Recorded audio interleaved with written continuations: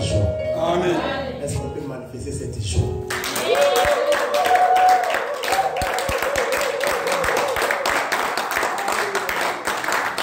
Que Dieu vous bénisse. Amen. Que Dieu vous bénisse. Amen. Manifestez la joie. Que Dieu vous bénisse. Amen. Que Dieu vous bénisse. Amen. Fermons tous les yeux. Père éternel, nous te disons merci. C'est un moment que tu as choisi pour communiquer ta pensée à ton peuple. Je suis qu'un simple instrument que tu as choisi cet après-midi pour communiquer ta pensée. Seigneur, et laisse que cette parole amène la victoire. Et que le Saint-Esprit soit opérationnel dans ce lieu par le nom glorieux de notre roi Jésus. Nous avons ainsi prié. Amen. Amen. Est-ce qu'on peut se mettre? Que Dieu bénisse sa parole. Je suis très flatté de se tenir devant cet auditoire et parler de la part de Jésus. Trop même convaincant de parler de la part de Dieu. Parce que je connais quelqu'un qui était plus fort que toi et moi. C'est-à-dire Dieu lui-même, Dieu créateur de toutes les choses. Il lui a appelé homme selon mon cœur. Mais un jour, lui n'était pas seulement roi, mais il était aussi riche. Mais un jour, avec beaucoup d'humilité, il s'est dit, je suis dans la joie. Quand on me dit, alors la maison de l'Éternel. Mais pose-toi la question. Toi-même pose-toi la question. Qui suis-je? Pour refuser de se tenir devant la présence de Dieu. Ah non, Dieu est quelqu'un félicité. Et je salue aussi la présence du Saint-Esprit. Et je dis merci à tous les hommes de Dieu qui sont ici présents. Les hommes de Dieu, que Dieu vous bénisse. Ce n'est pas facile. Quelqu'un te donne cette tribune et parler de la part de Dieu. Que Dieu vous bénisse. Et je te salue toi, ce qui est assis dans le Seigneur. Que Dieu vous bénisse. Pas plus tarder, je crois que je serai trop bref. Le monde entier, le communauté, le religion, aujourd'hui, il fête la Pentecôte. Maintenant, il y a beaucoup de gens qui se posent tant de questions. Pourquoi une fête de juifs peut devenir une fête pour tout le monde? Et peut-être beaucoup de gens ne savent pas c'est quoi la Pentecôte. Bien-aimé de Dieu, notre thème d'aujourd'hui, nous allons tout simplement parler de la Pentecôte. Alors je vous dis, je serai trop bref. Avec des paroles clés. Je sais par l'aide du Saint-Esprit, Dieu va nous donner la compréhension de comprendre c'est quoi la Pentecôte. Nous sommes dans les Actes chapitre 2. Nous sommes dans le livre des Actes chapitre 2.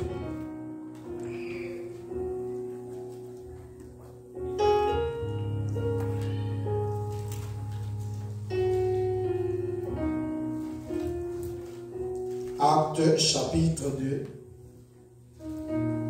Excusez-moi, je cherche le verset. Voilà.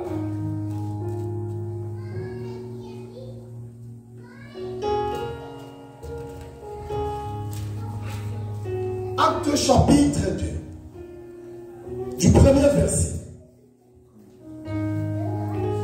jusqu'à 8e verset. Mais moi, je vais me limiter de 1 à 4. Je lis au nom de Jésus. Le jour de la Pentecôte, ils étaient tous ensemble dans le même lieu.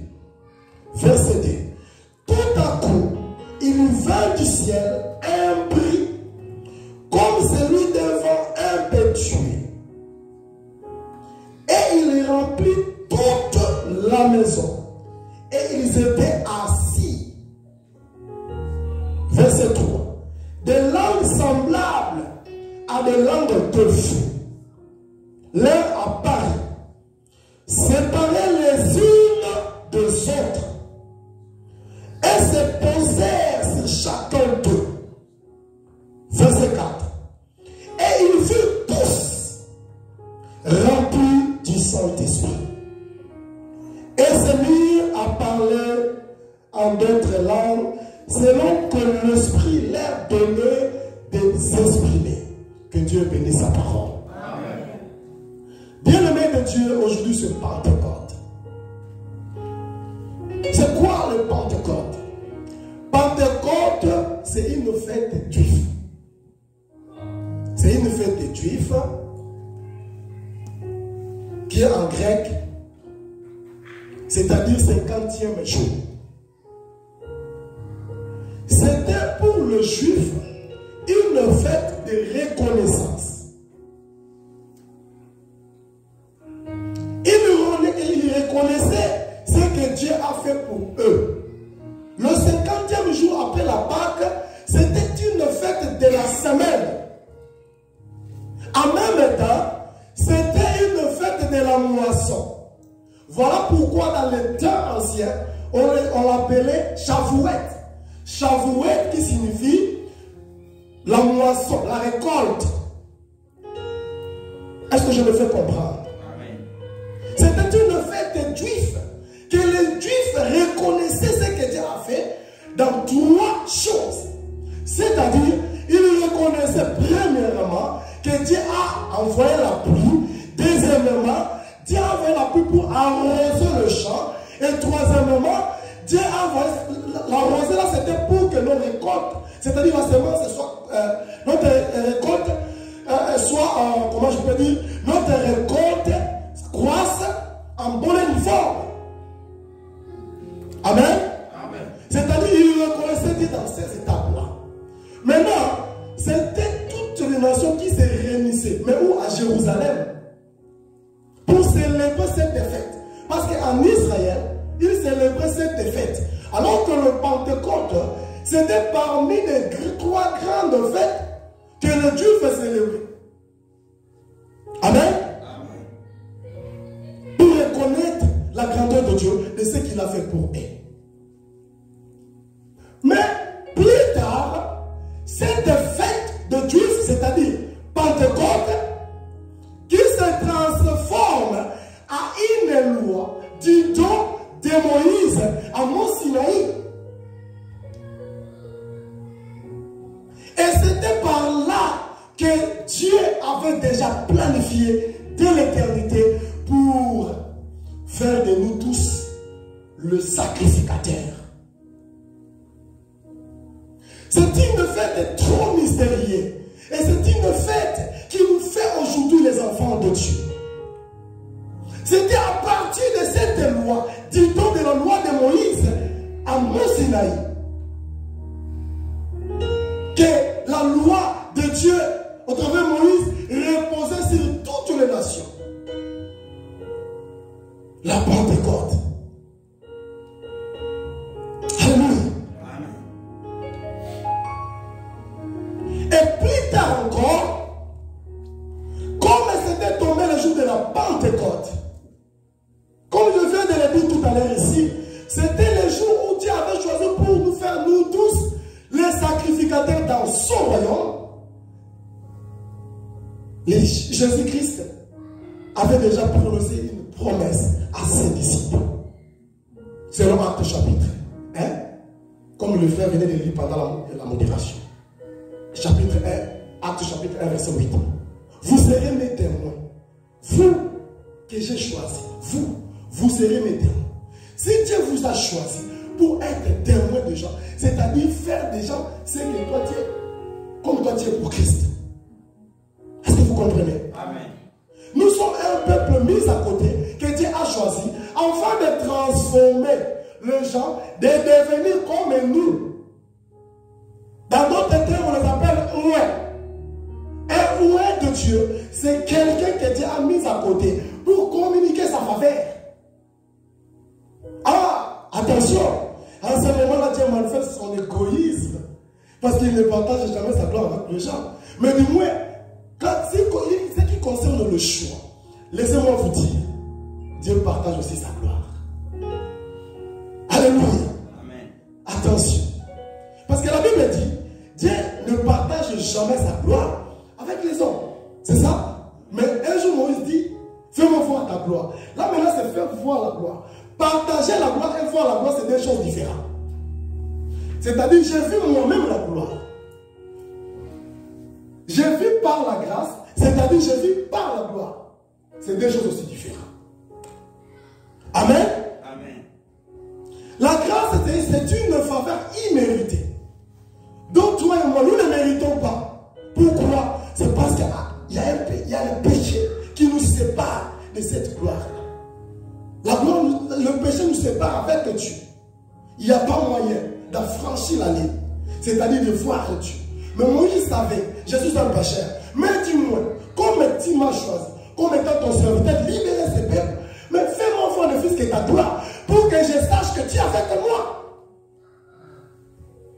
Alléluia. Mais, au temps de la grâce, Dieu ne voulait plus que les gens puissent voir seulement la gloire, mais que cette gloire-là habite en eux. Est-ce que vous me comprenez? Amen. Lui qui avait pris de grandes décisions, créateur de toutes choses, je ne peux jamais partager ma gloire. Mais au jour de la grâce, Dieu a partagé sa grâce, sa gloire.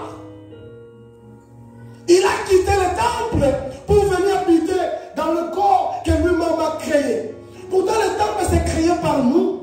Je peux dire aujourd'hui, non, je veux bâtir une église. Il suffit pour moi de mettre le moyen. Je veux construire le temple pour Dieu. Là maintenant, c'est moi. C'est moi qui dis que non parce que j'ai l'argent, je peux faire. On voit même le pasteur de franc-maçonnerie qui est en train de bâtir des grandes églises. Vous avez jamais entendu parler des hommes de Dieu, des occultistes? Il y en a plein, mais qui sont riches, qui prêchent aussi de la part de Dieu. N'est-ce pas? Mais le corps humain, aucun féticheur, aucun occultiste peut créer ton corps. Parce que selon la Bible nous dit que nos corps sont les temples de Dieu. En même temps, la Bible dit, nous sommes des tripartites. C'est-à-dire, Dieu nous a composé à trois parties. Nous avons le corps, nous avons l'âme et nous avons le Saint-Esprit, l'Esprit. Or, l'Esprit qui est en nous, c'est l'Esprit qui communique l'intelligence et la sagesse. C'est pour ça que la Bible dit qu'en réalité, l'homme, c'est quoi? C'est l'Esprit, n'est-ce pas? Parce que chaque étape, chaque faculté de la composition de l'être humain a un rôle très important. L'esprit a son rôle, l'âme a son rôle, ton corps aussi a son rôle. Est-ce que je me fais comprendre? Ton esprit, dans ton esprit là, il y a l'intelligence et la sagesse. Et les deux se réunissent pour donner un enfant qu'on appelle le discernement. C'est comme papa et maman. Je suis là, c'est parce qu'il y avait mon papa et ma maman. N'est-ce pas? Amen. Ils s'est mariés. Ils ont donné naissance à un enfant qu'on appelle Junior. Et là, je suis là. N'est-ce pas? De même, on savait qu'il y a l'intelligence et la sagesse. Lorsque les deux se croisent, il y a un enfant qui naît. Cet enfant l'appelle le discernement. C'est une autre dimension de la sagesse, de voir des choses autrement. Alors tu n'as pas le droit de voir des choses comme tout le monde. Il faut voir des choses de la manière particulière. Est-ce que je me fais comprendre? Amen. Mais pourtant l'âme vit dans le sang, selon Esaïe, c'est-à-dire centre des émotions. Tous nos sentiments vivent dans l'âme. Tous nos sentiments. L'intelligence distingue. Ça c'est vert, ça c'est bleu, ça c'est rouge. Ça distingue. Mais le sentiment qui peut t'animer de choisir ce que tu as vu là par ton esprit, c'est l'âme. C'est-à-dire centre des émotions. Tous les péchés que tu commises, cela provient de ton âme. C'est ton sentiment. Tu es animé par l'esprit mauvais. Maintenant cet esprit-là va communiquer avec ton âme pour te conduire à l'erreur. l'esprit ne serait plus l'esprit de Dieu, mais l'esprit de l'erreur. C'est lui qui est animé par l'esprit de l'erreur commet beaucoup de péchés. Beaucoup des erreurs aussi. Mais pourtant, le corps, c'est un simple enveloppe qui porte l'esprit qui est en toi, en même temps l'âme. Mais pourtant, la Bible dit ceci. Pendant que le Juif se réunissait, et en ce moment-là, les chrétiens aussi se réunissaient dans une pièce par la paire qu'on appelle chambre haute. Dans une pièce par la paire qu'on appelle chambre haute. Parce que les disciples avaient peur. On a dit notre roi, notre Seigneur. Mais alors quand ils avaient peur. Maintenant, il faut que pour eux, la solution de trouver une place, un endroit pour se cacher, mais se concentrer par rapport à ce que Christ lui disait. Par rapport à ce que Christ leur disait, ils étaient tous concentrés. Mais comme la promesse était déjà là, j'enverrai l'Esprit. Vous là, lorsque l'Esprit viendra, il vous conduira. Mais en même temps, l'Esprit viendra. Vous là, vous serez mes témoins. Et cela est tombé le jour où toutes les nations étaient venues à Jérusalem pour offrir une offrande à Dieu. Le jour de la moisson. C'était le jour de la reconnaissance pour les Juifs. C'était le jour de la récolte, le jour de la fête de la moisson. Et en ce moment-là, c'était le jour que Christ avait choisi pour nous faire nous tous son serviteur, servante, serviteur de Dieu. Tous dans l'ensemble, dans un lit, chambre haute. Et la Bible dit, selon le passage de Actes chapitre 2, il vint un bruit.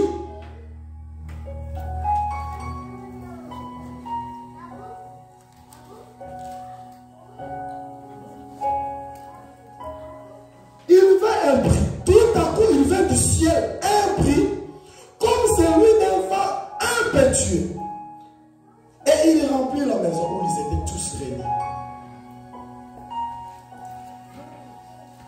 Et la Bible dit, il y avait les langues de feu. Parce que le Saint-Esprit avait saisi tout le monde.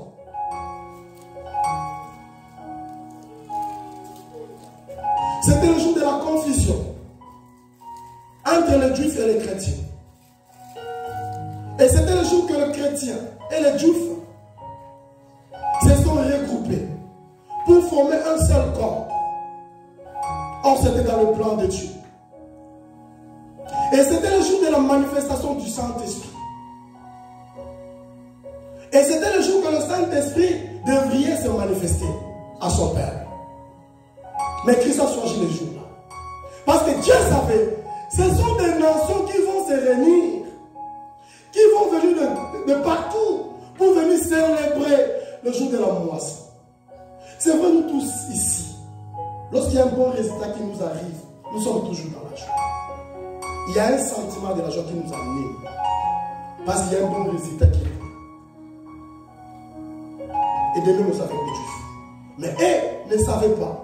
Même les chrétiens, c'est-à-dire les apôtres, ne savaient pas comment est-ce que cela va arriver. Parce que la promesse est là. Mais ils ne connaissaient ni les jours, ni la date, ni les mots. Alors c'était le jour que le Seigneur avait choisi. Quand Dieu fait des choses, il le fait pour son propre intérêt. Mais lorsqu'il communique cela, c'est pour l'intérêt de nous tous. Est-ce que vous comprenez? Amen. La décision est prise, oui, c'est pour Dieu. Mais lorsque cette décision-là est dévoilée, c'est-à-dire le secret de Dieu est dévoilé à public, cela veut dire que c'est le moment de salut. Amen. Or, c'était le moment que Dieu voulait se manifester pour faire face à tout le monde. Qu'aujourd'hui, tout ce que Joël avait prophétisé, dans ce jour-là, j'enverrai le Saint-Esprit. Vos jeunes sœurs, vos veillards, il y avait tant de promesses. Et cette promesse-là s'est accomplie aujourd'hui. Amen. Et c'était la naissance de l'Église. Amen.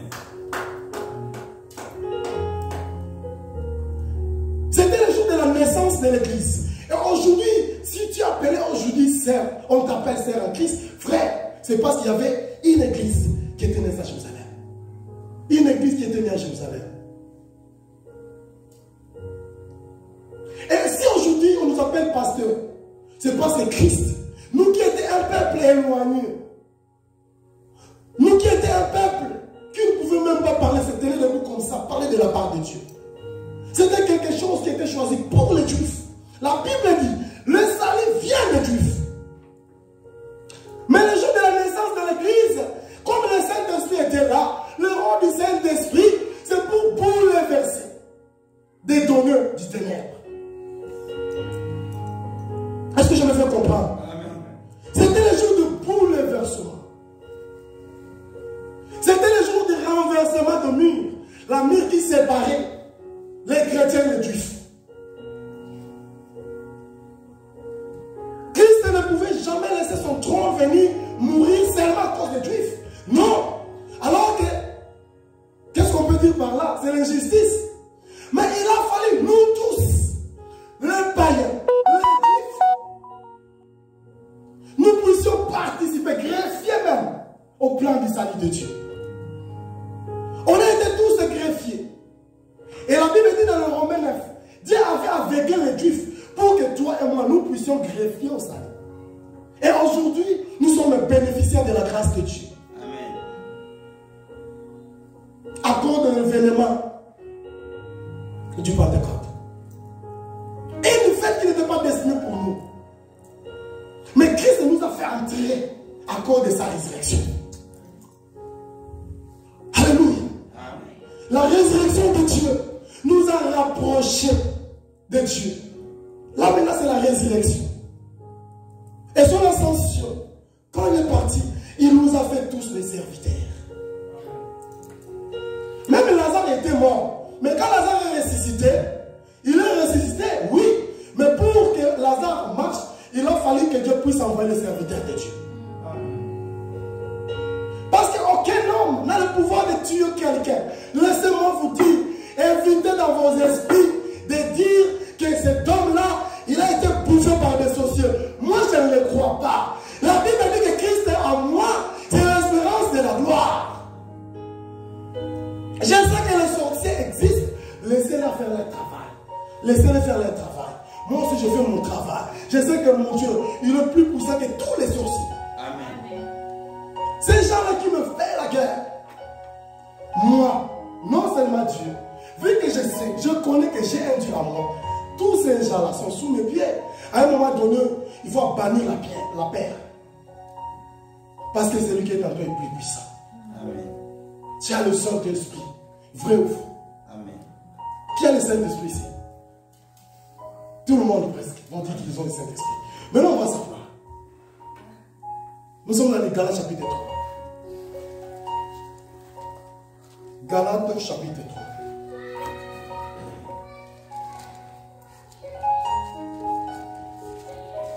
Galates chapitre 3, verset 13, virgule 28. La Bible dit ceci. Galates chapitre 3, verset 13, virgule 28.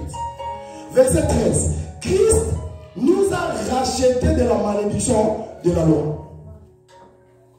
Étant devenu malédiction pour nous. Car il est écrit, maudit est quiconque est pendu au bois. C'est-à-dire Christ est devenu malédiction à cause de toi et moi. Lui qui était dans son trône, un Dieu, créateur. Mais ce jour-là, il a accepté la mort. Il a pris ta place. Toi qui ne méritais pas, mais Christ a pris ta place. Toi qui étais éloigné, maudit même. Et le ciel, le paradis ne te concernait même pas. Mais Christ, il a pris cette place-là.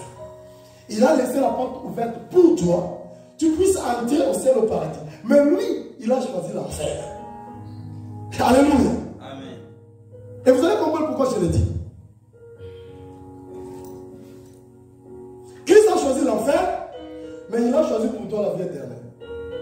Est-ce que vous pouvez vraiment comprendre cela? Il est écrit celui qui est pendu au bois n'entrera pas au ciel. Celui qui est pendu au bois n'entrera pas au ciel. Mais Christ, du moins, il a accepté. Vous savez, lorsque Christ a vaincu cela, il dit, avant même de prononcer des paroles concernant ses disciples, il dit, le ciel, dans le livre de Matthieu, le ciel et la terre passera. Le ciel et la terre passera. Mais moi, je vais pas vous préparer une place. Ce n'est pas dans le ciel de place là. Là où le diable est venu à tout moment pour t'acquiser. Et laissez-moi vous dire, depuis la résurrection de Jésus, depuis son ascension, le diable n'a aucun pouvoir de t'acquiser auprès de Père. Parce que là, l'endroit là, il t'a acquisé là, ça a été déjà éliminé. Parce qu'aujourd'hui, là, je vous parle. Christ, il a une place réservée pour toi et moi. Et il dit, là où moi je serai, vous aussi vous y serez. Voilà pourquoi la Bible dit qu'il y a donc point la condamnation pour ceux qui sont là. Est-ce que vous comprenez? Il n'y a donc point la condamnation. Pourquoi? Parce qu'il y a déjà une place réservée pour moi. Non, je suis un vainqueur. Est-ce qu'on peut acclamer Jésus? Je suis un vainqueur. Parce que Christ a pris ma place. La Bible dit qu'il a accepté la malédiction. Comment un Dieu? Comment lui qui a été sauvé? Comment lui qui nous a amené les saints? Pour toute l'humanité. Mais ce jour-là, il dit, moi j'ai choisi la malédiction. Mais vous, j'ai choisi pour vous la bénédiction. C'est-à-dire le ciel. C'est Christ qui a choisi pour nous. Ce n'est pas toi et moi. Ce n'est pas toi qui as choisi Christ. Mais c'est lui qui t'a choisi. Voilà comment est-ce que tu es important aux yeux de l'Éternel. Mais, écoutez. C'est lui qui avait accepté de devenir une malédiction. Il a enlevé tout le péché qui t'est condamné. Colossiens chapitre 2 dit, il a effacé l'acte dont les ordonnances nous condamnaient et qui subsistaient même contre nous. Mais laissez-moi te dire, quand tu as créé l'homme, la Bible dit que l'homme était corps inné, c'est-à-dire l'homme ne bougeait pas. Il a fallu que Dieu puisse souffler dans ses narines pour que l'homme devienne une âme vivante. Vous savez, le monde tourne. Malgré la mort et la résurrection de Jésus. Mais attention, le mal crie.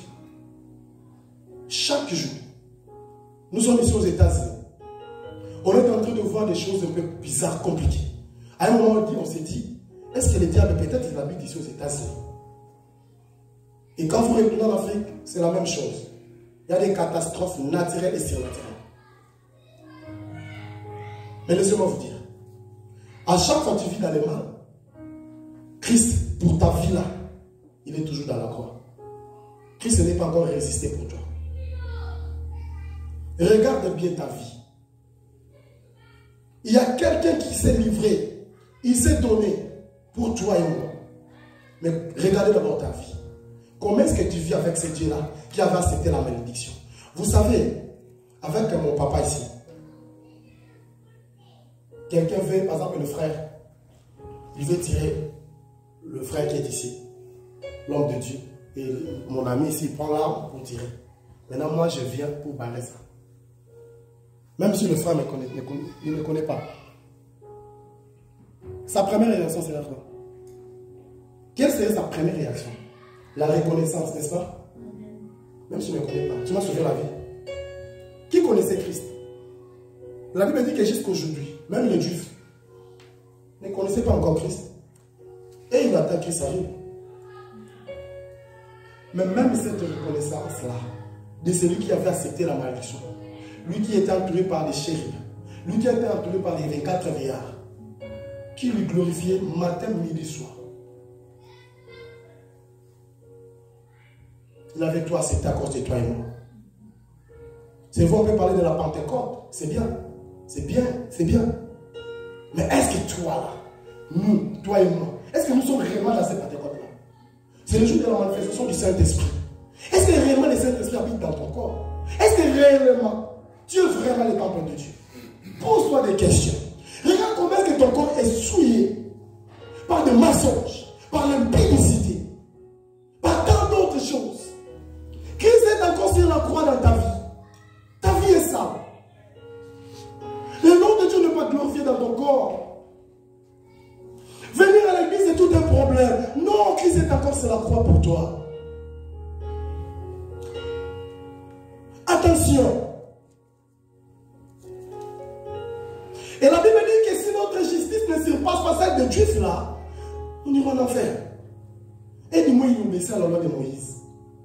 Maintenant toi, Christ a effacé même la loi de Moïse. Il dit celui qui vit sous la loi de Moïse, il est sous la malédiction. Parce qu'il nous a amené la grâce. Mais quel genre de vie que nous vivons devant Jésus. Quelle ingratitude. Nous sommes devenus des spécialistes en avortement. Tous les jours, les femmes avortent. Tous les jours, les hommes. Nous sommes devenus des égoïstes. C'est comme pas possible. La Trinité n'en parle même pas. Une vie sale. Christ est encore sur la croix. Comment est-ce que la mission de Jésus-Christ va s'accomplir dans ta vie? Il dit, ne sortez pas de Jérusalem. Restez toujours là. Jusqu'à ce que je verrai le Saint-Esprit. Est-ce que le Saint-Esprit est déjà descendu dans ta vie? Parce que même Christ, tu n'es même pas encore arrivé dans le Pentecôte. C'est-à-dire dans le lieu, comment on l'appelle, chambre haute, tu n'es pas encore arrivé là. Tu es encore loin de Dieu. Accorde tes péchés. Répands-toi. Car la colère de Dieu sera sévère. Parce que du moins, il avait livré sa vie à cause de toi et moi. Mais lorsque nous vivions dans le péché, dans le mal, écoutez, Christ pleure. Même les anges qui sont autour de toi pleurent tous les jours à cause de ta mauvaise vie. Peut-être qu'il y a des gens qui ont emprisonné dans ton cœur à cause de mal que les gens t'avaient fait.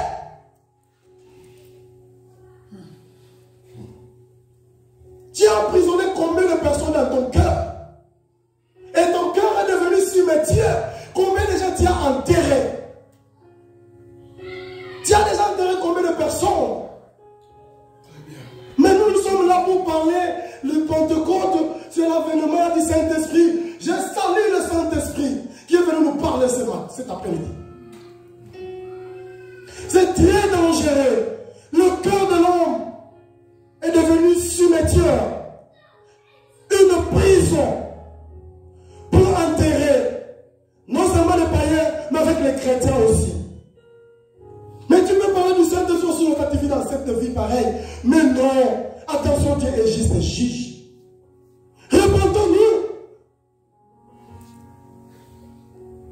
Répandons-nous, bien-aimés. Libérez les gens qui vivent mal dans ton cœur. Toi, combien de fois tu commets des erreurs auprès de Dieu? Mais Dieu te pardonne aussi tous les jours. Mais pourquoi pas toi? Pourquoi ne pas pardonner les gens? Amen. Il faut pardonner. À un moment donné, il y a des gens, si tu vois quelqu'un qui t'avait fait du mal, tu le regardes comme ça, tu dis que Nzambé, comme on dit, Akoufa, qui meurt. Et sa présence est pour toi. Donc tu vois, c'est comme si cette personne ne mérite même pas vivre. Écoutez, celui-là que Dieu a bloqué dans ton cœur, écoutez, il peut être plus parfait que toi. Tu le condamnes à cause de mal. Mais quel est ton rôle? Parce que lorsque le Saint-Esprit était venu, au début il disait à ses disciples, ne sortez pas. Mais restez toujours là. Lorsque le Saint-Esprit viendra là, vous aurez la liberté de prêcher de la part de Dieu. Aucun disciple partez vous parler de la part de Dieu lorsque le Saint-Esprit n'était pas encore là. Mais lorsque le Saint-Esprit est descendu, il parlait de nouvelles langues. Écoutez, les nouvelles langues, ce n'est pas seulement non. Des nouvelles langues, c'est-à-dire parler de la manière dont Dieu parle. Amen. C'est ça. La langue, la nouvelle langue. Parler de la manière dont Dieu parle. Est-ce que tu connais d'abord le langage de Dieu? Est-ce que tu as l'entendement de Dieu? Est-ce que tu comprends ce que Dieu t'a dit? Est-ce que tu as déjà fait le discernement pour comprendre qu'est-ce que Dieu veut pour toi? Voilà pourquoi tu tardes. Il y a des choses qui tardent dans notre vie à cause de ne pas comprendre ce que Dieu veut dans notre vie. On fait des choses parce que nous sommes devenus des dieux. On a tout comparé. Et tout est devenu pour nous seuls, égoïstes. La Bible dit, faites-les toutes les nations aux disciples. Combien de gens tu as prêché au cours de la semaine? Mais pourtant la parole déclare, allez faites les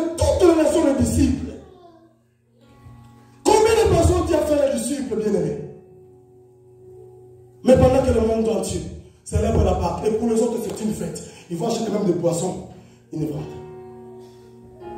Ils vont faire la manifestation. Fali ne va pas manquer. Dadju ne va pas manquer. Michael Jackson ne va pas manquer. Quel genre de musique? Alléluia. Amen. Mais tu parles du Saint-Esprit. La Pâque. On te souhaite même joyeuse fête de la Pâque. Oh, merci. Mais pendant que tu dis merci là, dans ta maison, quel genre de musique que tu as? Tu danses là. Toujours, la musique mondiale, tu es toujours comme ça. Merci. Tu souhaites, tu dis merci, tu réponds merci. Merci. À un moment donné, lorsque nous arrivons dans des moments pareils, il faut entrer en secret. Fais de la rétrospection de ta propre vie. Regarde-toi dans le miroir. La vraie miroir pour regarder ta vie, c'est la parole de Dieu. Regarde bien ta vie. Devant la parole. Qu'est-ce qui a été dit?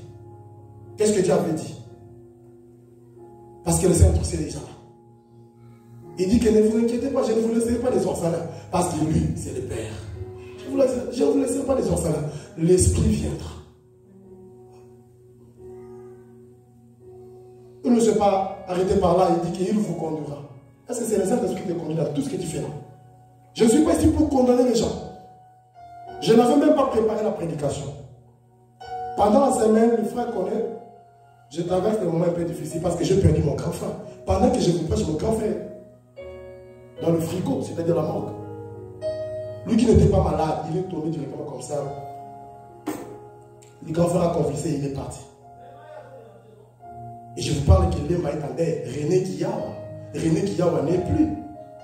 C'est un monsieur connu de tout, presque, de tout le monde.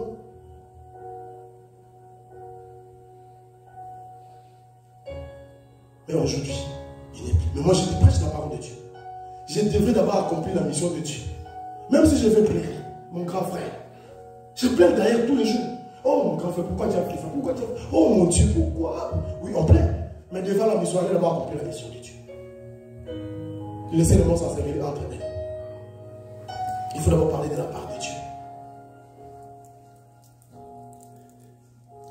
Regarde seulement ta vie et donne ta vie à Jésus. Et il dit dans le verset 28 des Actes, il n'en aura ni juif ni grec. Nous tous, nous sommes un en Christ. Et Apocalypse dit, il nous a fait tous dans son royaume des sacrificateurs. Tu es un sacrificateur pour Dieu. Alors, tu as une mission. Tu as une tâche. Comment est-ce que tu vis dans ta maison? Comment est-ce que tu vis avec ton homme? Comment est-ce que tu vis avec ta femme? Avec de quel langage? Est-ce que tu as déjà accepté les gens dans ta maison? Est-ce que tu acceptes vraiment les gens dans ta maison? Ah, ici dans ce pays-ci, écoutez, quand on quitte l'Afrique pour venir ici, alléluia. La sorcellerie ne reste pas à l'aéroport. C'est un esprit. Alléluia. Si tu étais sorcier en Afrique, même ici tu es sorcier. Si tu étais impudique en Afrique, même ici tu es toujours impudique. Mais la seule décision qui peut te séparer dans toutes ces choses-là, c'est ta propre décision. Et Dieu dit, ce n'est pas moi de faire de choisir pour vous. Il dit, vous êtes devant la marque de choix. C'est à vous de choisir. Là maintenant, c'est Dieu qui dit. Ce n'est pas à Dieu de choisir pour toi, mais c'est ta propre décision. Mais là, quelle est ta décision? Quelle est ta décision? Change-la. Tu as déjà changé ton langage? As-tu déjà changé ton langage? As-tu déjà changé tes pensées? Tu as de quelles pensées? Il y a des gens qui font même le travail, tu ne peux jamais le soigner parce qu'ils travaillent qui fait chez le superviseur. C'est ça, c'est le. Ça dit, comment je peux. C'est un peu raison. Et tu veux condamner toute ta vie. Attention. Attention. L'église n'est pas un endroit pour réunir les païens seulement. Mais tu es venu ici païen, mais répands-toi. Toi, tu ne peux jamais voir quelqu'un de ton côté. Il faut seulement parler mal des gens qui ne sont pas même là présents. Est-ce que lorsque vous faites le mal pour ton frère, est-ce que vous le savez que c'est toute une mission que Dieu t'a donnée? Comment est-ce que les autres ne connaissent pas, mais toi tu connais? Cela veut dire que c'est toi qui connais le mal de ces frères-là ou de cette sœur-là. C'est à toi d'aller prêcher la sœur ou le frère.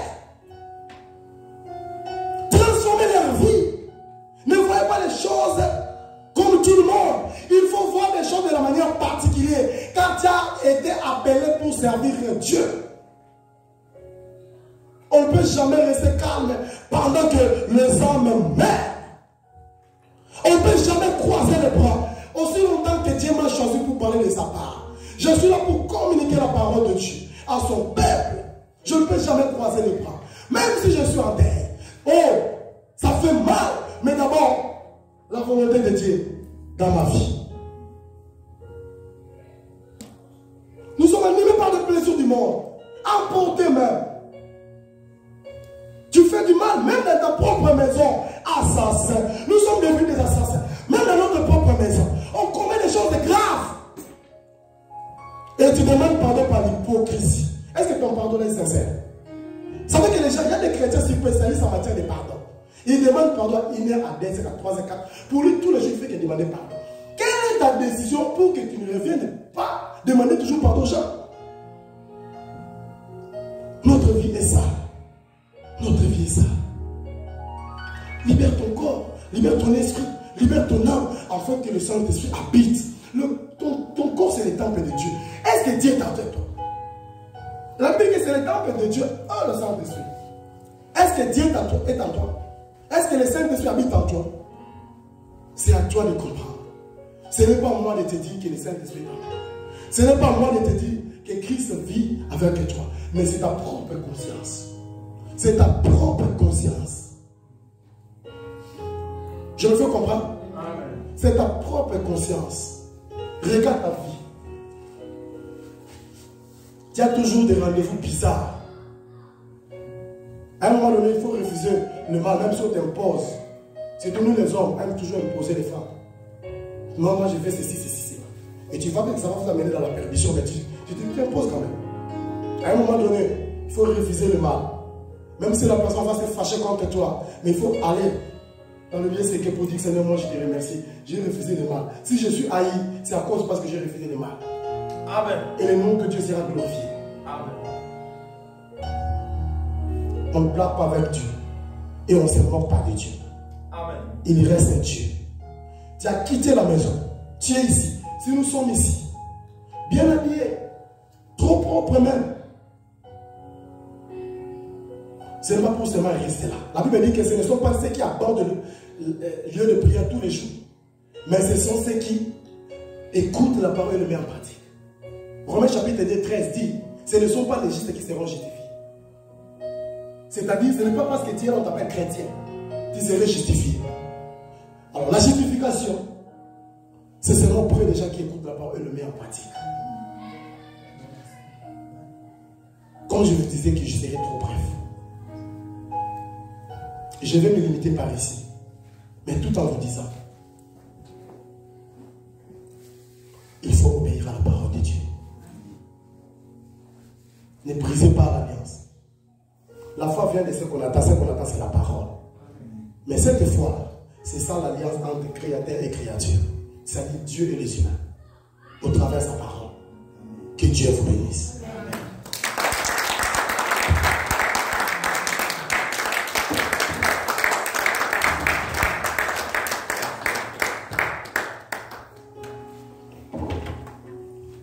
Que Dieu bénisse ta parole. Nous allons prier. Tu vas prier par rapport à ce que Dieu t'a parlé personnellement. Tu vas prier par rapport à ce que Dieu t'a parlé personnellement. Tu regardes ta vie. Saint-Esprit de Dieu habite en toi. Et tu es le temple du Saint-Esprit. Ton ancienne vie, est-ce que le Saint-Esprit est descendu sur toi? Tu parles de nouvelles langues ou tu as toujours le même langage? Tu as une nouvelle vie, ton ancienne vie est passée, ou tu as toujours la même ancienne vie? Prions au nom de Jésus. Je veux que dès que nous sortons d'ici, que nos vies changent par rapport à cette parole. Seigneur Jésus, ta parole déclare.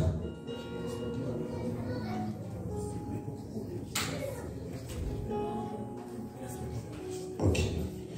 Nous allons prier. Tu pries personnellement par rapport à ce que Dieu t'a parlé. Seigneur Jésus, Seigneur, aide-moi à mettre en pratique ta parole. Tu nous as dit pendant la modération, Ne vous bornez pas à écouter seulement, mais mettez-les en pratique. Seigneur, tu nous as dit pendant la modération, si vous obéissez à la parole de l'Éternel, l'Éternel vous donnera un esprit supérieur. Seigneur,